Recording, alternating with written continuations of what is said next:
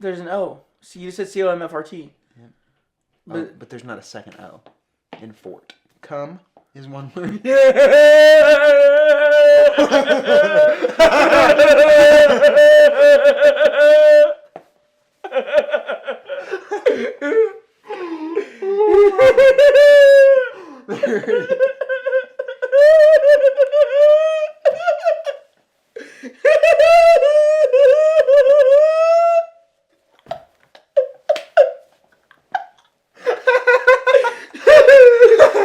You set me up for that. There's no O in the word fort.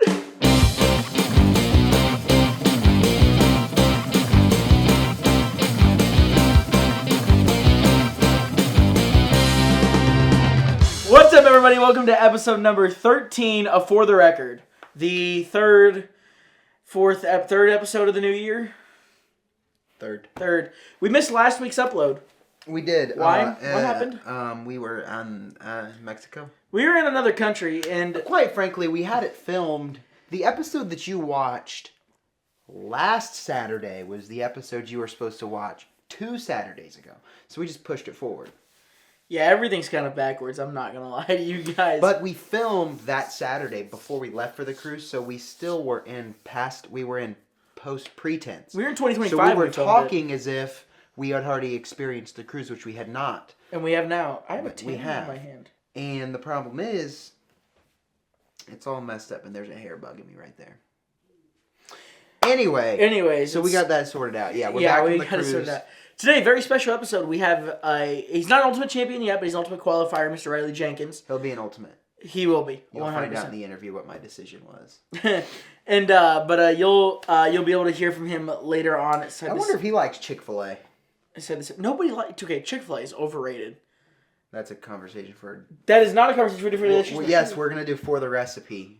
Is Chick-fil-A overrated? And I'm gonna make you a better chicken sandwich than Chick-fil-A sandwich. I doubt that. We should try that. We should do that. Do you want me to compare it? Because my should. chicken That would be sandwich is fun. regarded as like phenomenal. I don't know who said Can you that. pull that graphic back up?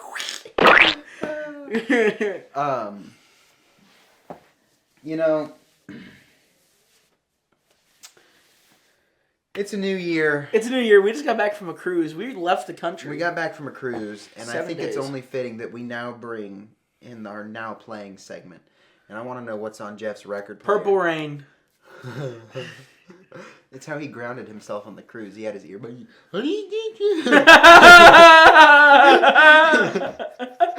Purple Rain. Purple Rain by Prince. Specifically the halftime show. I really like the version of it. I haven't really been listening to music. That's odd. I ain't got time for that shit. You don't have time to listen to music? I've been listening to Burnin' Love for some reason. It's been on my thing. Yeah. I've been listening to some Elvis. Can I play this guitar? It's so good. I'll pick Burnin' Love for this case just because I've been listening to it. It is one of the songs in our show coming up, so pick Burnin' Love. So that's what's playing. What's new? I actually genuinely do not know what is new. Everybody's kind of not touring, or they're all touring, but nobody has residencies. Elvis' birthday. What's the date today? The 12th, 13th, something like this. 13th, 14th. 14th. Elvis' birthday week just got done. I think that's like the biggest event. I think Dean's on tour right now. Cody's on tour. Dean leaves for tour in a few days. All right, so he's home. He's at home. He's eating Chick-fil-A. Chick-fil-A. So he hasn't left for tour. I don't really think anything is actually new. What is new? Spencer Sutherland was at Elvis week. No, he wasn't. He Yes, was he at was. Elvis's birthday. Elvis's birthday. Man, I've just been all over the place today. Larry Gatlin, the deep bass singer. Now you're going to confuse everybody because they're not going to hear that for another week. Oh, God. It's fine. It doesn't matter. We already interviewed next week's guest today. It's just so... Let me just tell you, this has been the most out of order cluster mess of you let Jeffrey get in charge of booking all of our... Booking? I make it happen. Thank you. You make it happen, and that's great, but you book and you're like, interview Tuesday, interview Wednesday, interview Saturday, and I'm like, good God, we're booking out for March right now. Yeah. These are when they request them. And so who am I to tell them no? So we filmed who am I to tell the President of the United States no? Did we film the first 2 episodes before the new year? Yeah. Or just the 1? No, 2. We did. We filmed 2 before the new year. We uploaded 1. We missed last Saturday. We did an interview, and we're filming this one for this Saturday. We already interviewed the guy for next Saturday, so we have to film next week for that interview. And then we're interviewing another guy on Saturday. For 3 Saturdays from now. For 3 Saturdays, yeah. And then once his airs, we're interviewing another guy. In February for that. For that Saturday. It's freaking... We're going to run out of guys. We are. We're going to run out of people before we run out of episodes. I remember that back in the day when we would just do episodes for fun without interviews, and they were really bad. We need to re-interview Cody Daonath. I really want to just... Because I feel really bad because his has the least amount of views out of everyone we've posted. You know, I texted Cody the other day about his wig, and because Mimi emailed me back, and she was like, I asked her, I was like, I don't know what the difference is between the pro and the semi-pro, and she was like, well, it's on the website. I was like, oh, okay. So I thought I looked like an idiot. I got on the website, and I just for the life of me I couldn't figure it out. I couldn't figure out the differences between them. So then I just texted Cody, and I was like, do you have a pro or a semi-pro? He said, pro's what you want, brother. And I said, okay. Because I couldn't figure it out for the life of me. Okay, Elvis. You really wouldn't go to Chick-fil-A for dinner? No. Why? No, I don't like chicken. It kind of sounds good. Chick-fil-A sounds really good. Ugh. We should do that when we don't have an interview. We should compare my chicken sandwich to Chick-fil-A. What is new? I don't really know of anything else. The only thing that's really new, we came back from the cruise. So you guys are watching this. So the first episode we're filming since re-entering the United States of America. And I can confidently say, I love the USA. What was wrong with Mexico? I don't really have anything. There's nothing new. We went on a cruise. That's literally the newest thing. But that sucked up a week of life. I'm getting a new tattoo soon, but that's not new and exciting. No, I just announced a Facebook live stream. Check my Facebook. Check his Facebook. He just announced a Facebook live. And I launched my website officially. If you're on a mobile phone, don't look at it. It was a premature launch. I wasn't ready. It's fine. But if you're on a computer, if you're watching this on a MacBook, pull it up. It's in the description. It looks better. Yeah, other than that, I mean, we really don't have very many show updates. It's kind of a dead time for a lot of guys currently, you know, for just a few weeks into January, especially the Elvis guys, because they'll go to Elvis's birthday bash normally, and other than that, the big update, while we were on the cruise, it was Jody McDowell. Yeah. And he's doing much better now. At the current time of this recording, he's doing a lot better now. Which it is January 14th at 6:31 in the p.m. Yeah, so prayers up to Jody. We've been praying for him the entire time. He's been doing good though. He's I'm not gonna say on the mend because he's still definitely not in. He's not there yet, but he's on his way.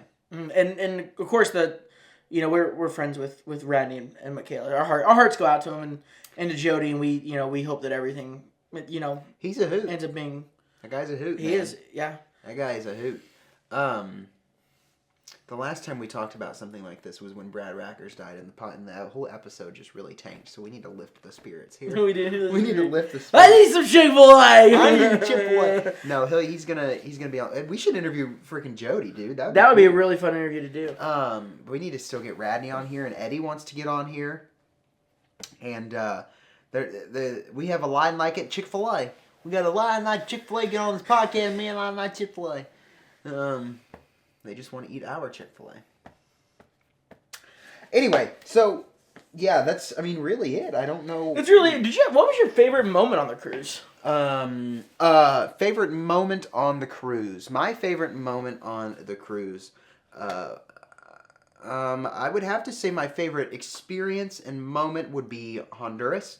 That day was great. The beach was a blast. I had a great time. Jeff doesn't remember what he did. I remember what I did.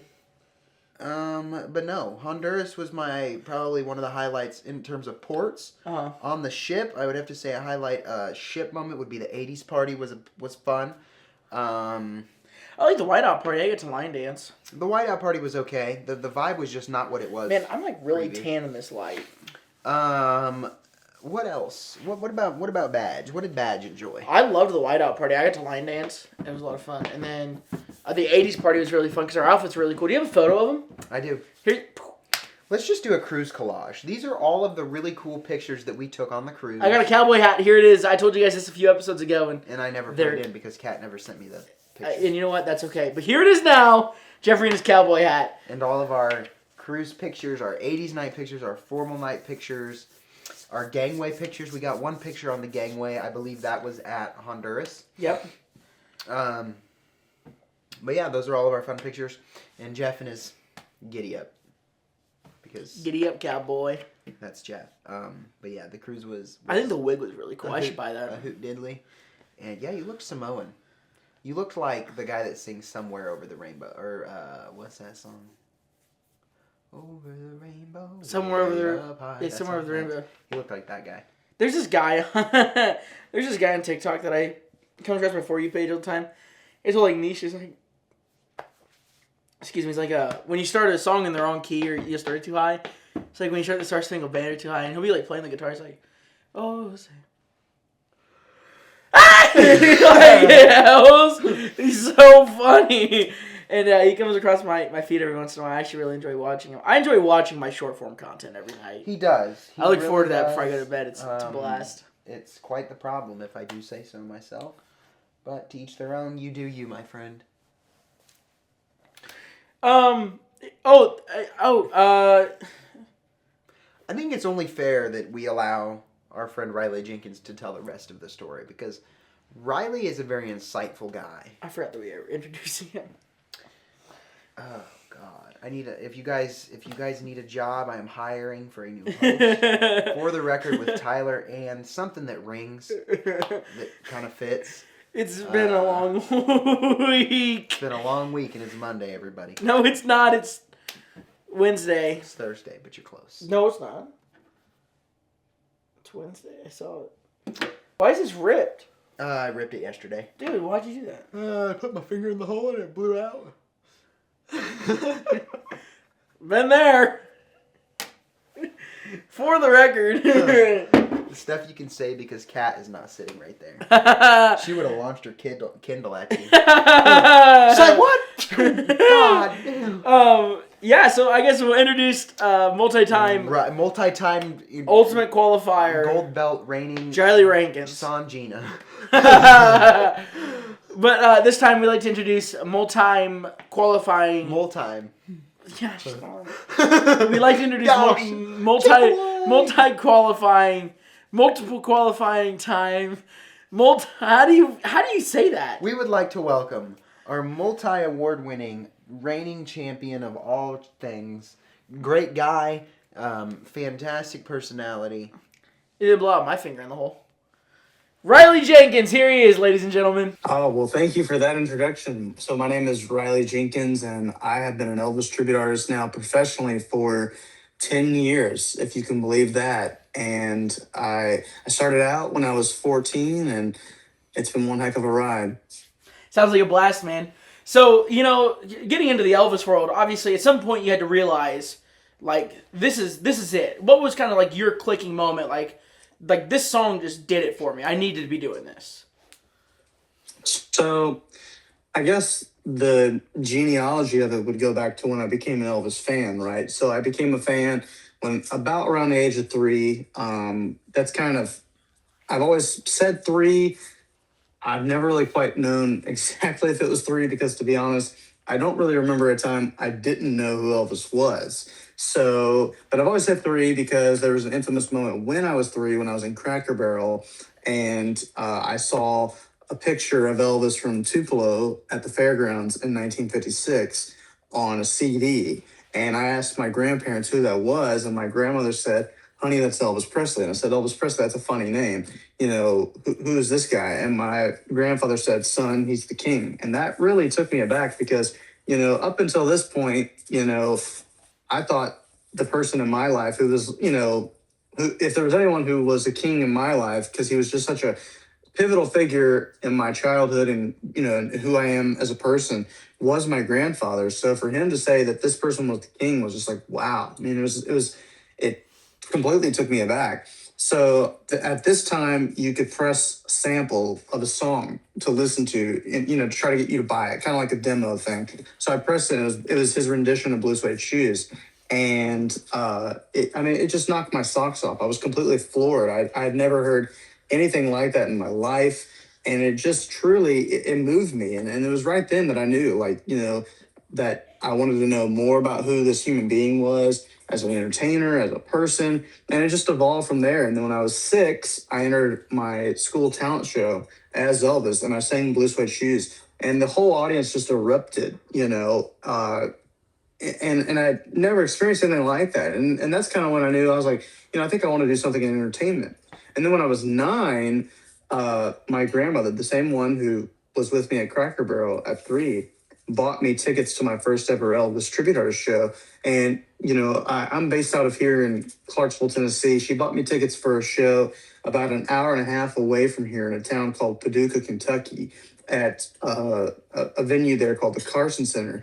And it was to see Sean Clush and Cody Ray Slaughter. Oh. And this was in 2012. So Sean was still, one of the most, at this time, the ultimate Elvis Tribute Artist contest was still kind of gaining its, legs. At this point, they'd only had, I think, like 5, maybe 6 winners at the time. So it was still something that was exponentially growing. So Sean was still, kind of like one of those few people that was just known all around the world through, doing like BBC's World Greatest Elvis and working, with all sorts of people like Just Zito, the Sweet Inspirations, the Stamps, the Jordanaires, DJ Fontana. So, I had heard of him, but this was actually back when Cody Ray Slaughter was in his reigning year of the Ultimate. So I got to see Cody like at a really early stage, and that was truly the performance that knocked me off my feet. Because when I was younger, I loved all eras of Elvis, but like a lot of people when they're younger, I kind of gravitated more towards the 50s era. Nowadays, I actually gravitate more towards the 60s and 70s. But at that time, I just loved how energetic and, just raw and, just full of energy the music in the 50s was. So that was my favorite era. And when I saw Cody come out and do the 50s, I thought I was watching my hero come off the TV screen from Ed Sullivan's show and just live and in the flesh. And that was when I knew right then. I was like, that's what I wanted to do. And so that was really the moment for me. Nice. That's a fun story. That is a good story. It's said this a million times. Everybody's like, how'd you guys get into Elvis? And I just can't never tell a story because I don't know, and I still don't know. So it's always cool to like hear that part, which sometimes it varies so much. Yeah, it does. It really does. So you said that you started whenever you were 14. So obviously, whenever you start, you pick up maybe habits or things that, like, as you grow into more of an entertainer, performer, and try to authenticate yourself more or just level yourself up. Is there something that you had to unlearn or just completely get rid of whenever you had first started compared to now? Unlearn or get rid of.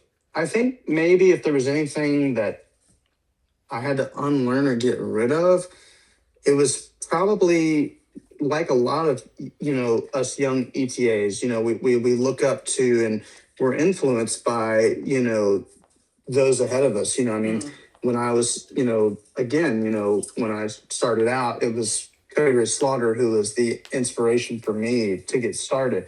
So, I think it's very natural to want to watch the people that have forged the path in front of you, people such as Cody and as Dean Z and all those kind of people who really, I think, up until those types of guys and, Brandon Bennett and those type of guys came along, the 50s era was kind of the more in the minority in the Elvis tribute artist world. It was predominantly, there was more so people in jumpsuits. So like anyone, when you're watching those people that truly inspired you, it becomes very natural, just as we do with, copying what Elvis did, to kind of want to copy what they did.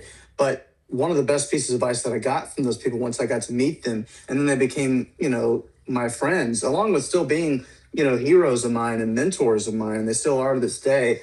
One of the biggest pieces of advice was just to truly, find your own identity, and to also always make sure you're copying Elvis and you're always going off of what Elvis did, because, as someone said best, there's only one Elvis, I mean, there'll never be another one, and so if there's anything I could say I had to unlearn or get rid of, I guess it might be, making sure that I was not doing something that somebody else had done and always just sticking to the script, right? Keeping it in the pocket, as the old saying is, 2 and 2 is 4. So, always staying in line with the man. Yeah. I remember my first contest ever, 24, is that what I went? I did Last Chance in Memphis, and me and him went down. Mm-hmm. But I was in the lobby afterwards, and I was talking to Cody, and Cody was like, I was like a huge fan of him, and I was... Cody Deonath. Deonath, yes, Cody Deonath. I hadn't met Cody Ray Slaughter at that point. And I was like, man, like I watch you all the time, like I try to do what you do, and he's like, don't do that. He's like, you need to watch Elvis. You need to find yourself. And it just, the transformation, just doing that, I mean, only a year, there's a drastic difference within the past year. So, I mean, I Right. understand that a lot. Yeah. Yeah, well, you're talking about Cody Deonath. Cody has to be probably my biggest mentor of them all, because, I mean, he's my best friend in the entire world. I just got married actually last year, and to speak on how close our relationship is, he was my best man at my wedding, and he truly is like the big brother I never had. I was an only child for many years, and then I had 2 younger siblings. So I never had an older sibling though, and he was kind of that big brother, and he still is, still this day. Mm-hmm. Whenever I need advice on something, he's my first call. I mean, that's how tight our relationship is, and the amount of advice that he's given me over the years, it extends further than just Elvis stuff, right? A lot of it dives into the entertainment business as a whole, and looking at the future, and where do you want to see yourself in 5 years and 10 years, and that's something that like you don't think about at first, and then like when you hear it, it's like, oh man, but like, so Cody's someone that has so much wisdom to give, and I mean, I can't say that enough. I mean, I love the guy to death. I mean, he's my best friend in the world, so I'm so glad he was able to share that with you. Yeah, and we just interviewed Cody a few weeks ago. Yeah. Right before the end of the year. Yeah, he's just such a great guy. I mean, seriously, he really is. All of those guys, he's a hoot. Mm-hmm. It's very odd, like you talked about these guys that like you look up to them and they forge a path, and then you're friends with them. Like I just got off the phone with Dwight Eisenhower a few days ago. This guy who I'd only seen on YouTube, like in person on stage, and I get off a phone call with him, and I'm like, wow, like this is unreal. It like feels weird. It does. It's like, I was just watching you a few days ago on YouTube. Like, man, this guy is so great, and like now we're here, like we're interviewing you. Like you were one of the first guys I ever saw as well. So thank you, man. It's so cool, like to see it's a close world. It really is. It is. It's a cool world too. Well, and I tell you what, I remember when we first finally met face to face, which was this past Elvis week. If I'm not mistaken, that was the first time we met in person, correct? Yep. And that was so much fun, man. Because it's there's so much of the time when, like in any job, like you kind of have to always be a little on, right? Because you never really know who's watching. Mm-hmm. It was so fun just to get to talk with you guys on such a intimate and personal level, and I just took such a huge liking to you both, because I feel like I saw like so much of myself in you guys. Like just kind of like, I mean, because I was the same way when I first started out. I mean, I thought, the Elvis world might as well have been Disney World when I first started. I mean, right. I was just like, that's a good comparison. Because when being young as we are, there's so many people that, thanks to the Elvis movie now, people are starting to get it. But, for the longest time, there's a lot of people that, didn't really understand the Elvis world, that were, when I was in school, like, in fact, they didn't understand it at all. I used to get made fun of quite a bit. So when you find this world where there's other like-minded people, I mean, it's just like, it's amazing. It is, yeah. You feel a sense of purpose and a belonging, Yeah, true. We've been very fortunate to meet a lot of cool people. People like for Dean, for instance. When I first saw Dean, I was like, all right, cool, he's another entertainer, because I didn't know anything about this at the time.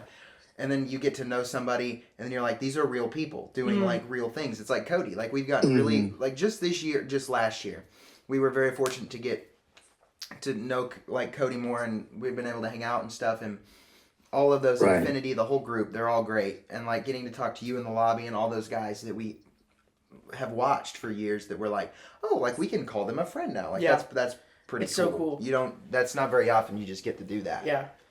It definitely sparked. So getting back to, well, slow down. Getting back to like relationships and whatnot. Like whenever you're performing with the crowd in front of you, you have to have the relationship with the crowd.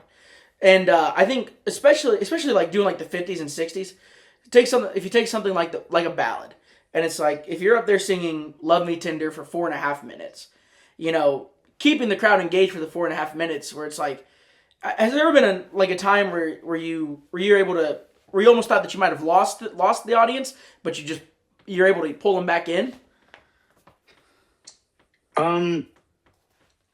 That's a really good question. I think that for me, when I feel a sense of disconnectment, it's always when it kind of goes back to like, the question you asked earlier about, did you like have to unlearn or get rid of things? It always goes back to when you're not really being genuine with yourself, and that's kind of the biggest thing for me. The best times that I've ever truly been at peace and truly known that there was nothing more I could have done and truly walked off a stage feeling a sense of accomplishment has always been when I've been true to who I am as a human being as well, and not try to be something I'm not tried to do something that's not genuine to me. Because just like how we all fell in love with Elvis because of his authenticity, not just obviously, as a performer, but his authentic, genuine personality, that he was just, this down-to-earth, humble human being that, truly didn't see himself any differently than you and I. And I think that's kind of if there was a secret sauce for me, that would be it. And that is kind of like when I have those moments that I feel like, I just kind of felt like, I was a little off tonight and all that. I feel like it's always when like either, I'm not being true to myself or I'm, kind of getting in my head a little bit. So that, I guess, I don't know if that answers the question exactly, but that's kind of, I guess, the best answer I can come up with. Yeah, I think it's a good answer. I've seen a lot of guys. I think one of my favorite things about watching like a tribute show, you take someone like Emilio, because he's got that thick British accent, so it's an easy example to use, is he finishes a song, and then, hello, I'm Emilio Santoro. Right back and you get Emilio. Yes. I think it's like one of the best things. I've seen shows where guys like, they get on, and in between songs, like, okay, what are we gonna do? Okay, and they're like, it's like, all right, I get it, you're paying tribute to the guy, but at the same time, like, you're not being Elvis on stage. Like, you pay tribute to the song, you're him, you're on for 4.5 minutes, whatever the song is, but then you still get the person, you still get the human, which is I've always thought is just great, seeing that. You don't find exactly. shows I think there's a nice happy medium where as a tribute artist, you are not only really a sense of just a singer or a musician or a performer. There is kind of that sense that you are a little bit of an actor too, and it is theatrical. You are having to recreate what somebody did, and you're having to embody that presence that someone had, and not completely lose the illusion. But on the same side of it, like you just said, right, you're also trying to make it fully aware from the moment you step on stage. Hey, look, I'm not trying to be Elvis. Yeah, I'm just an Elvis fan like any of y'all. This is just my way of showing my love for Elvis. So there is that kind of sweet spot where you do keep it in the pocket. You do keep it, in character and not break the illusion completely. But you don't also try to be something you're not, right? Yeah, totally. I get that. Like, it's being genuine to yourself. I think, like we've been talking about, it's just, I think that's what sets entertainer apart from like a great entertainer, is when you get a great blend of both. So I guess we'll light it up. Yeah. So you do a lot of the 50s, a lot of the 60s. You got a favorite outfit that you wear whenever you're on stage? My favorite outfit, this is gonna kind of sound maybe a little like, I don't know. I have to say my favorite outfit is probably the the Dorsey jacket from the Dorsey Brothers stage show back in 1956, because I don't know about you guys, but there's just something about being in all black. You just feel just this sense of like suaveness and just like debonair kind of. I always kind of feel like a little bit of like this like James Bond kind of vibe. It's like just so like cool, and it's not rebellious or dark or edgy, but it's just kind of poised. And I really that has to be one that I always just feel whenever I put that on, like, I'm feeling myself. Yeah, I get it. I love the Dorsey Brothers stuff too.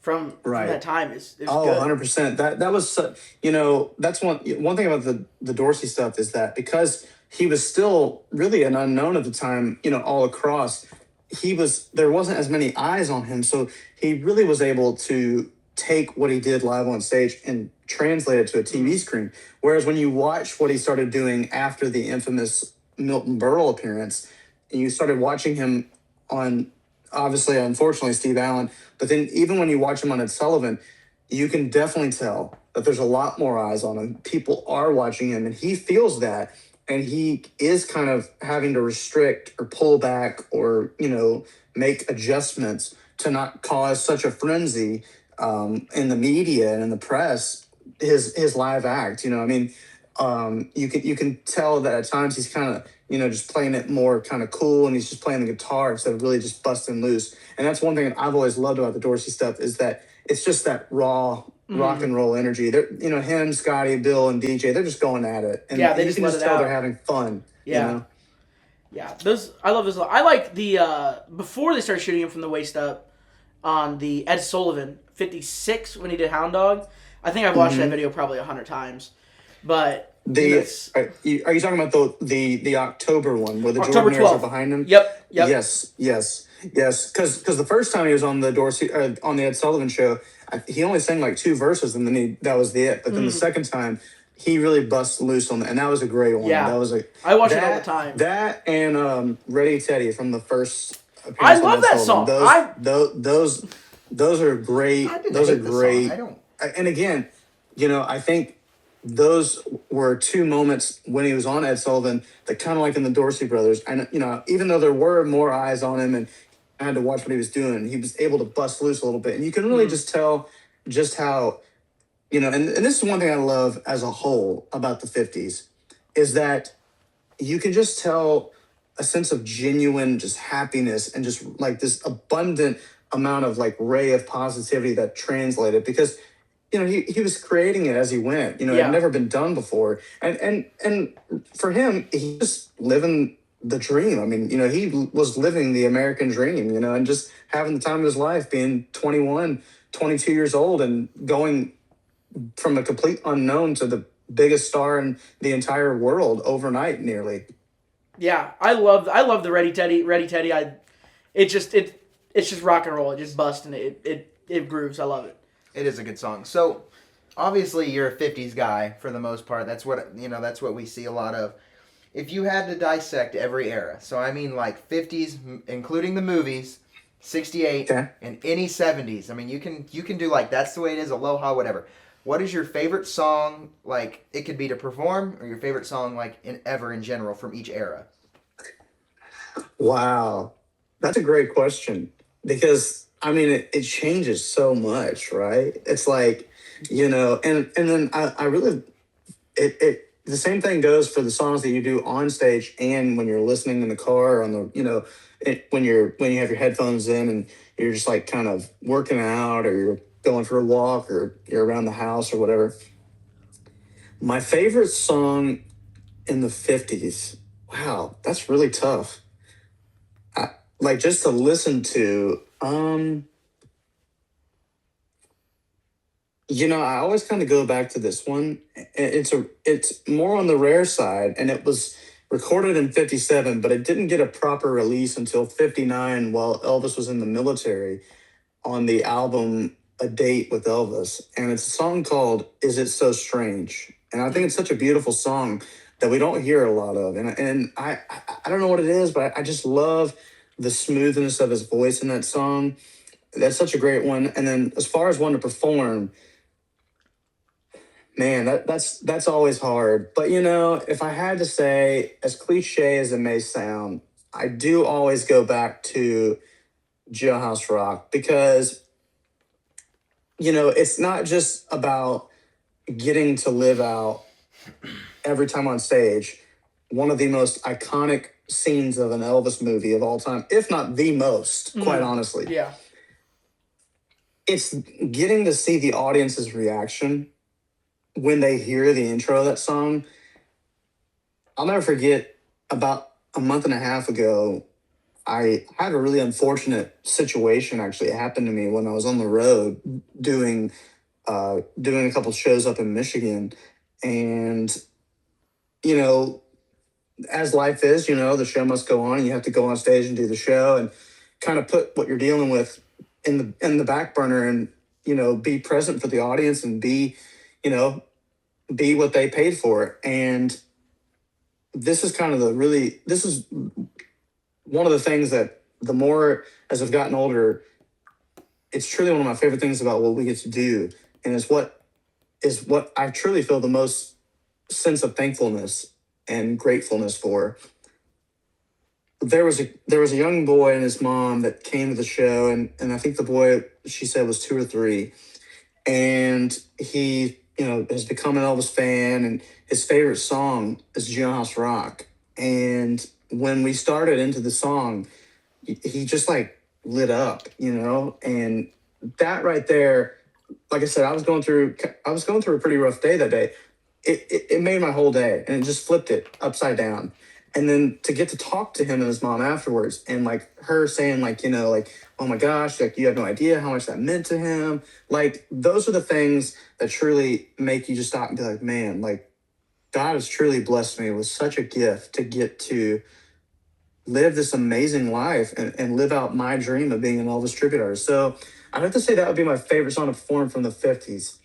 Now the 60s is really tough because that was without a doubt the era that I think he was the most different in, because he was constantly changing from the movies to the 68 to Vegas, late 60s, all sorts of stuff. So my favorite song to listen to, this is another rare one. This was a bonus track on the soundtrack Fun in Acapulco, and it was recorded at RCA Studio B in Nashville in 1963. But it's a song called Love Me Tonight, and it's such a beautiful love song. And I got to finally sing it for the first time ever at the Arkansas Elvis Festival during the deep cut show that we did.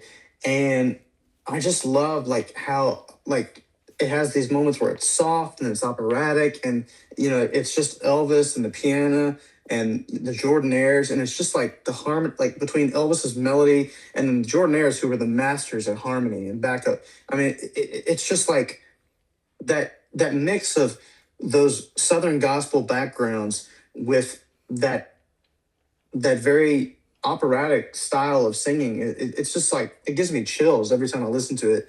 And I just love that song so much. And then my favorite song to perform from the 60s would probably be,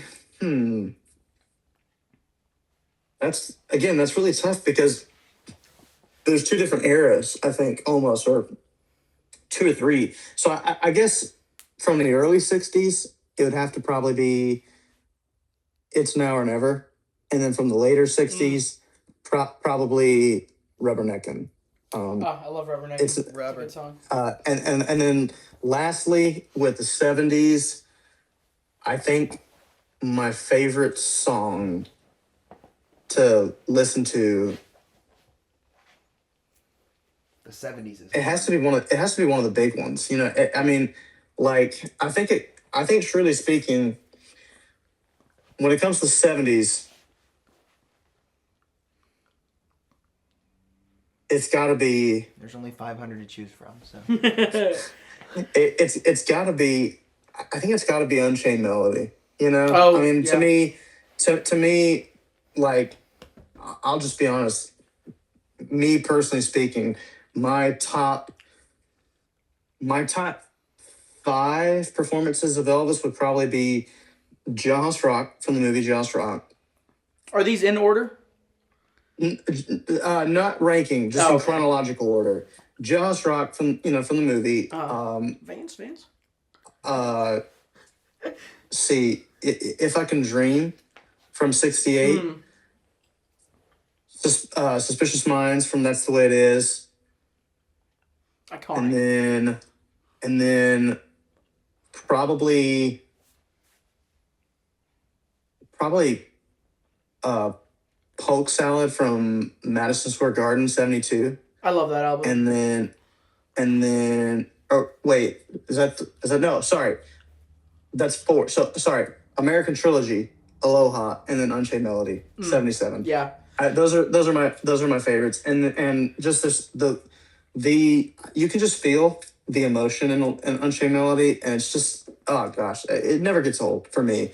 And then my favorite song to perform from the '70s. I don't get to perform a whole lot of songs from the '70s, but I think it's got to be something like, I'd say probably I gotta go with Burning Love. I love Burning Love. I mean, you can never go wrong with it. To me, that's right up there with like Jailhouse Rock, Hound Dog. It's one of the greatest rock and roll songs of all time. Oh, yeah. It just like, whenever I hear that guitar intro from James Burton, it just the blood gets going, Yeah. And you just like, yeah. So it is a good song. It's just so punchy. I love it. I know it was kind of a long-winded answer for all of it, so forgive me. I have the gift of gab, I'm told. But I do too. It's a good gift to have. Yeah, those are good picks. I love Unchained Melody. There's in the Walk a Mile album. It's got the big compilation album. There's a show from Ann Arbor, Michigan that he did it in. That's different from the very last concert, and it's so good. Right. He jumps. I think he jumps 2 octaves in the middle of the song. Just randomly. Unchained Melody, is that what you're saying? Yeah, and it's unreal. And it is different. The Ann Arbor one is different from the one in the CBS special. Yep, and they're both just I can listen to them for forever. They're just so good. But watching him sit at the piano and play in '77, there's just something unmatched. That whole concert, I was a fan of the concert. It's very raw and it's very vulnerable. Mm-hmm. I think that would be the best way for me to look at it. I think the Ann Arbor performance that you're talking about that made the Moody Blue album is very chilling and haunting. Yeah, it is. And the one that they used for the CBS special from Omaha and Rapid City is just very raw and intimate and vulnerable. And that one truly, I think, feels like what it would sound like to listen to him play it at Graceland on the piano, or up in the suite in the Hilton. It was the last song he played, was it not? It was the second to last song. That one and Blue Eyes Crying in the Rain, yes. Yeah, it's probably, I could imagine it sounding the exact same inside the racquetball room. 100%. For sure. We've been talking about it in the '70s. Do you own a jumpsuit? I don't own a jumpsuit, no? actually. Is it in the near future? Right? Is in the near future? Of course it's in the near future. Of course it is. To say it's not would be a lie. Of course it is. You know what? I think within 10 years. Within 10 years it'll be there. Okay. If not sooner, who knows? But I think 10 years. Because,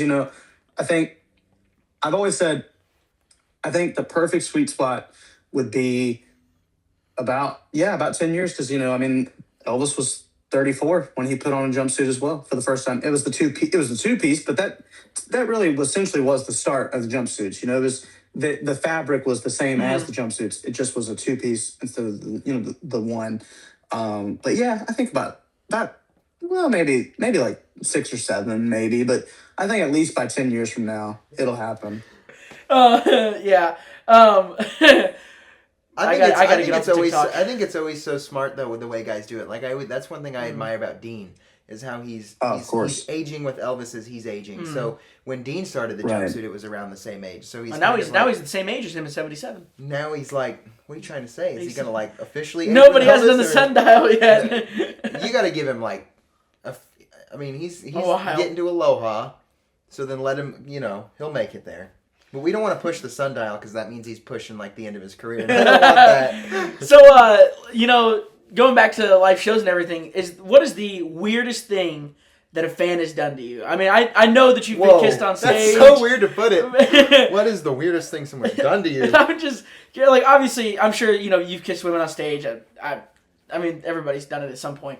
But has anybody, like, I've seen people claw at like, a Dean show. I watched somebody claw at his leg before. She, like, grabbed his leg and ran on stage. It was weird. Well, that's a hard question to answer because there's a lot of things, but I'm trying to think of what is the cleanest thing, but also the weirdest thing someone's ever done. Initiate black box and bleep. You know what? If it's too dirty, we'll cut it out. I just let it rip. Because, you know what? I think probably it would have to be. Okay, here's one. I don't know where I was, but someone, and it really wasn't weird. It was not a weird thing that they did. It was a very something that you're not normally asked in a meet and greet line. Normally you're asked to, can you sign this from, my daughter, my granddaughter? Can you, say hi to someone, take a picture, this, that, what have you. Someone asked me, can you shimmy? And I was like, what? And they're like, can you shimmy? And I was like, you mean like what I did on stage? And she was like, yeah. And I was like, okay. And so I just like did like a little, okay, cool. That was it. And I was like, all right. Again, it really wasn't weird. I mean, like, it was a genuine question. She wasn't, like trying to, but it's just something you don't normally meet get, and greet right? line. Yeah, it was Ben Thompson to discuss. Can you do a shimmy? And he does this little whatever he always does up there. I had someone hand me a baby on stage. That's a true story. Oh, wow. Yeah, I've had that before, but I don't. But it wasn't weird. Yeah, no. But there's a lot more stories I could tell, but I really don't want to say them on this because we'll save it for some of them are pretty dicey, if you will. I get it. It's okay. Yeah. You want the next one, Tyler?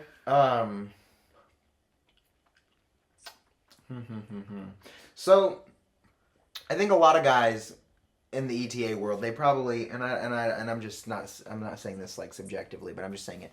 A lot of guys maybe think that their performance is the only thing that they're using to keep Elvis's legacy alive. But what is something that you feel that you've done or that you continue to do aside from performance that is still holding Elvis's legacy from? Not that I ever think it's going to go anywhere. I don't think that's physically possible with the movies and everything that keep coming out. I just feel like the way that kids think of music these days, I don't know why, but I just feel like when I was so much younger, liking Elvis was weird, and now liking Elvis is cool. Mm-hmm. And so, like... Might just be the people we hang out with now. That could be. Yeah. But yeah, so like, what is one thing that you feel that you've done aside from performance that's helping keep the legacy alive?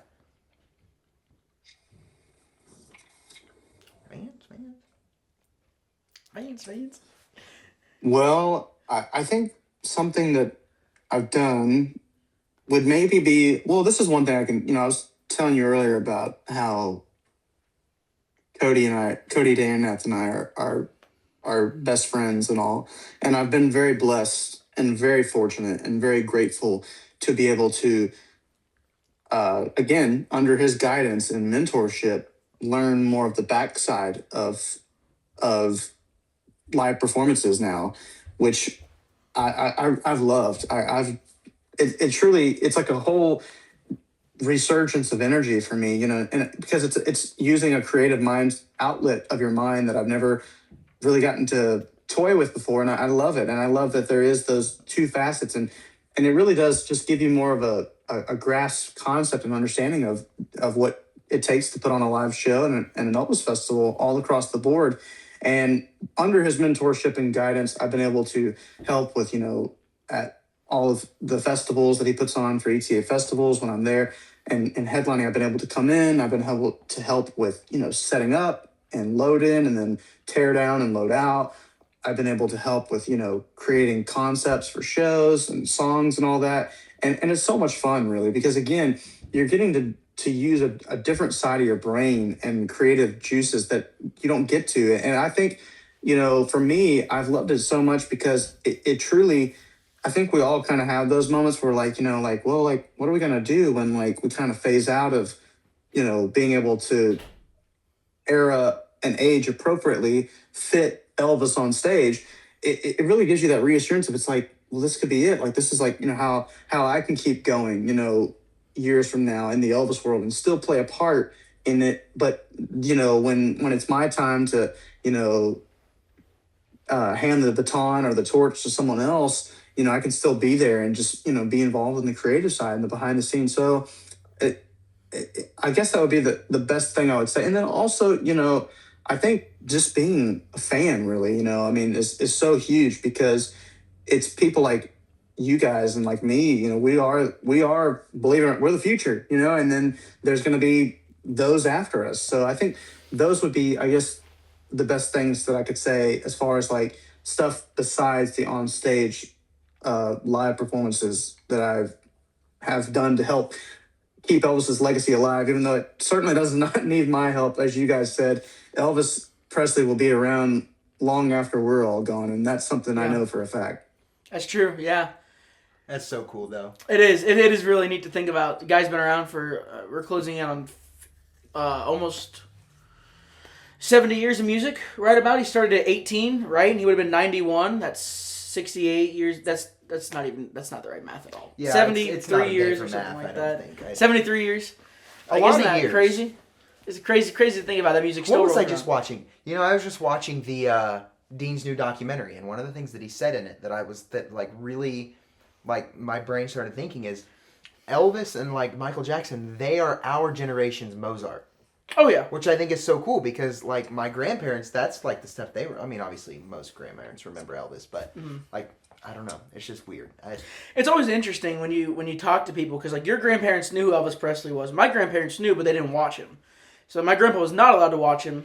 It was the 50s. He wasn't allowed to watch him. My grandma just had no interest. And Elvis, she was into show tunes. So like, and it's just, but they still knew who he was. Nobody, like, they didn't watch him, but of course it was Elvis. Everybody knew who Elvis was. Elvis. Vance. That's awesome. That's awesome that your grandmother was a fan of show tunes. I think that's so cool. Yeah, no, I mean, my grandparents, it's funny. So there was nearly a decade difference in the two of them, actually. My grandfather was born in the 50s, the early 50s, and then my grandmother was born in the late 50s. So they both had actually two different eras of Elvis that they kind of more so gravitated towards. My grandfather, kind of gravitated more towards Elvis in the early days, and then my grandmother gravitated more towards him in the later years. So it was really cool because it was like, as I lived and breathed as a kid, I saw two people together who both loved Elvis that kind of grew up with two different, because we talk about this, like with the 68 comeback special, it truly was the resurgence to Elvis, and a whole new generation grew up with Elvis. And literally, I grew up with those two generations, the original generation from the 50s, and then the one who, they knew Elvis, they liked him, but he wasn't the same Elvis that we all know from the 50s when the movies kind of started to lose their momentum and popularity, but that really became fans when he came back with, a whole new look and a whole new sound and really kind of reclaimed his throne, at the top, So it's really cool to see how truly, even in Elvis's lifetime, he was being passed down generation after generation. And I think that's the thing that's going to be what keeps Elvis around forever is he's constantly being introduced and passed down to a new generation year after year. Yeah, definitely. That's so true. I'm getting all the youngins in there. See, I work at a school, so everybody's like, they're like, Elvis? And I'm like, really? Elvis, it's cool, bro. Elvis. What you gonna do, Elvis? Yeah. Really? You work at a school? Yeah, so I do. No, I don't teach. I can never teach. I mean, technically I do teach, but I'm the technical director for the theater department. So I do like all of the lighting and sound stuff. That's so cool, man. And, that's really cool. That's the only reason. I hope the superintendent's not watching. That's the reason we get to do shows at the high school, because we get the loopholes and stuff. So we get the theater. That is so cool, man. I love that. And if the superintendent's watching, go back 10 seconds and close the video. the same one who yelled at us for making cheeseburgers. But no, yeah, that's the privilege of getting to work at the school. It is great, but it is it's a blast. Well, we really thank you for coming on, Riley. Thank you guys so much. Yeah, it's been an absolute blast. So do you have a website? I do. So I have a website. It's www.rileyjenkinselvis.com. And then on Facebook, it's Riley Jenkins Entertainer. And then on Instagram, it's Riley A. Jenkins. So I'm on all three of those. And yeah, that's where you can find me. And then obviously YouTube and all that. But those are the main three places. Perfect. And of course, all of the socials will be listed in the description down below. So make sure to go check Riley out. 4-time Ultimate Qualifier. You've been the top 5 3 times? Twice? Top 10 twice. Top 5 once. Top 5 once. So yes. World class. Check him out. If you haven't seen him, watch him on YouTube. He's 2026 Ultimate Elvis Distributors Champion. Riley Jenkins. Thank you guys. We're manifesting it right now. Thank you. We interviewed Jimmy. I really appreciate that, and I hope that I hope that I don't get a lot of guys coming for me by that. But you know what? If they do, I'll send them your way. How about that? Perfect. Be like, hey, you know what? It's us. We called it. It's our fault. Don't blame him. Thank you guys so much. This has been a blast. Yeah, it's gonna be a blast. It's been a blast, man. Wow, and what an interview from Riley that was. In all seriousness, we really want to thank Riley for coming on the show. I had to change between then and now. I had to change my clothes. I soiled my pants. So I had to change. You're literally in the same outfit. And then I washed these. And then I just put them back on. We interviewed him yesterday, which would have been Tuesday the 13th. Today's the 14th. So we're filming the rest of it on the 14th because we interviewed him on the 13th.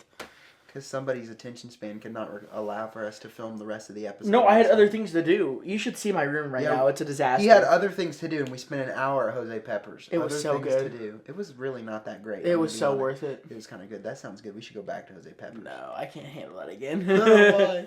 I don't know. Well, we do want to thank Riley for...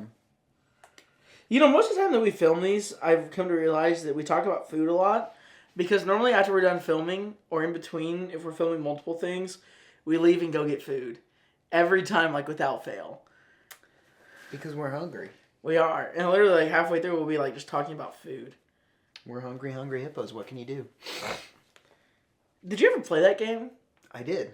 I had it. It was a good game. I did. I had Hungry Hippos, Chutes and Ladders, Candyland. Hi-Ho Cheerio was a fun game. What was your favorite board game? As a kid? Yeah. I don't know. Oh, no! Great. Yep, he just put a hole in his fucking Polly Pocket. Anyways, what was your favorite board game? I love Monopoly. Nobody will play Monopoly with me, though. Because you're fucking mean. Guess who won? It's because... You won because you're a cheating ass motherfucker. How did I cheat? Explain to me how I cheated. Because you launder money. How did I launder it? You use vulgarity to maintain properties that are of high value. Mr. Park Place. Be like, man, shit, Chick-fil-A. And he gets the property. Here's what happened. I bankrupted one guy. Or instead of bankrupting him, I made multiple trade offers and just let him skip rent for his properties. Ended up sucking up over half the board. I owned 3/4 of the board at one point. And then they were shocked when I owned everything, and every single time they rolled, they were landing on my damn properties. Because you make unlawful and illegal moves. You can't just launder. It's literally called Monopoly. Okay. I created a monopoly.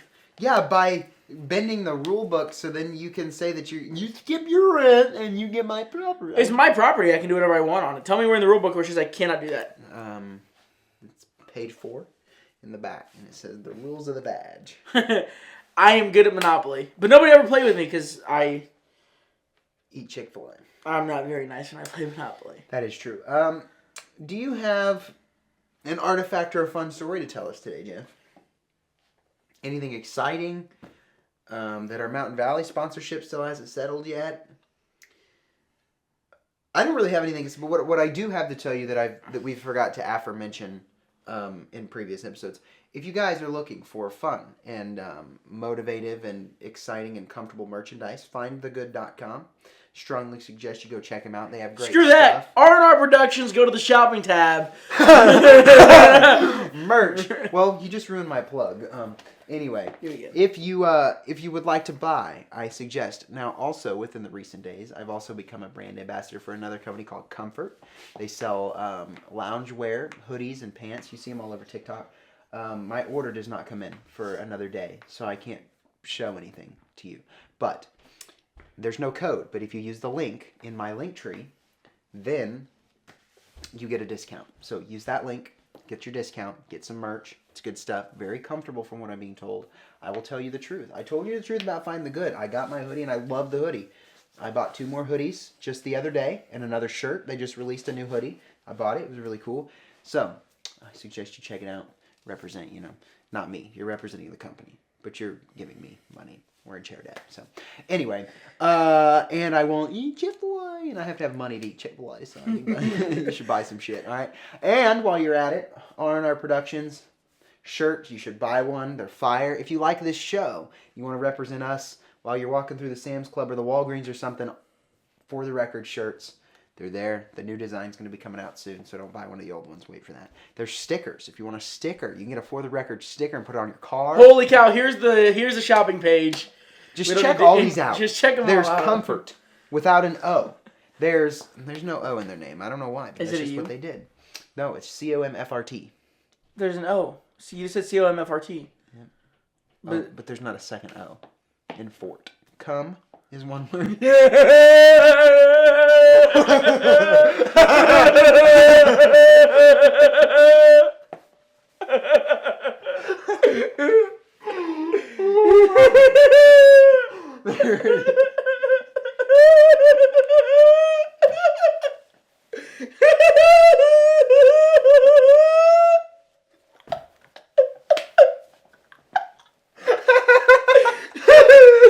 You set me up for that. There's no O in the word fort. That was so good. I think we close it out on that. No. So you should shop local. R&R Productions. That's not local. Yes, it's like shipping it to your house. Yeah. Okay. Anyways. rnrproductions.com/store, findthegoodbrand.com, or comfort.com without an O in the word fort. Oh, God. You should do that. Check them out. Good stuff. You should buy our merch, though. I need a haircut. I'm ready for a haircut. I don't know when that's going to happen. Big thank you to Riley Jenkins, of course, for coming on the show today. It was an absolute blast getting to interview him. Next week, we have another special guest. Do you have any closing thoughts, reflections? As I reflect,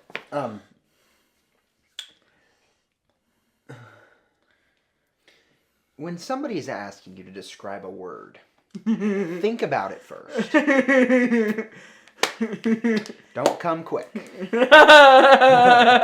Cut!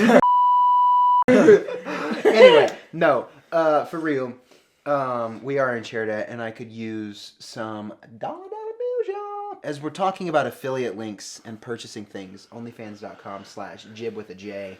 Please follow me, and Find me on Feet Finder. If you guys want to feetfinder.com/thevag. If you want a sneak peek as to what I sell on OnlyFans, check the description. I put a picture down there.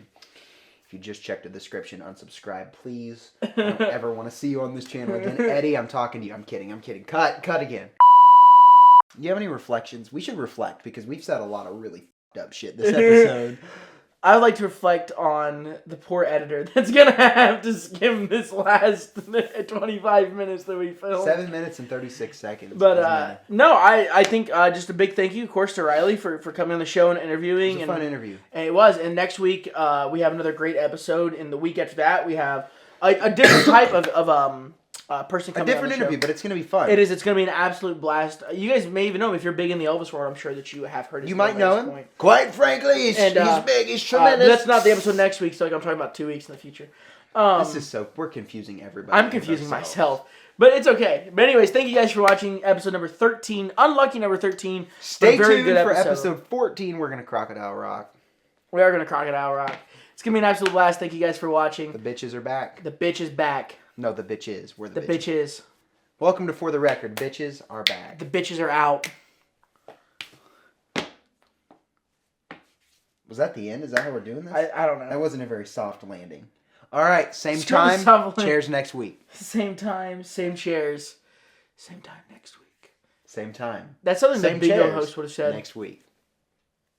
What? That's something the bingo host would have said. What? Now let's look at the ball before we go. Get it? B4. B4. I didn't win anything in bingo, and I'm still upset about it. I didn't either, actually. Huh? You did. You won Deal or No Deal. Yeah. Which got me free bingo. And then you didn't win bingo. Anyways, but yes, thank you guys for watching Riley Jenkins. Appreciate it, brother. We're going to go eat this Chick-fil-A. We're going to have a good time. We're not going to Chick-fil-A. No, we're going to Chipotle. Which is even... I'm going to eat this Chipotle. I spiked the sound barrier. Yeah, you did. Chick-fil-A. Okay. Are you ready to eat? I'm starving. Why? Because I'm starving. Guys, we thank you for coming out tonight. If you haven't bought tickets to Tyler's Love Me Tender Valentine's show, you should do that.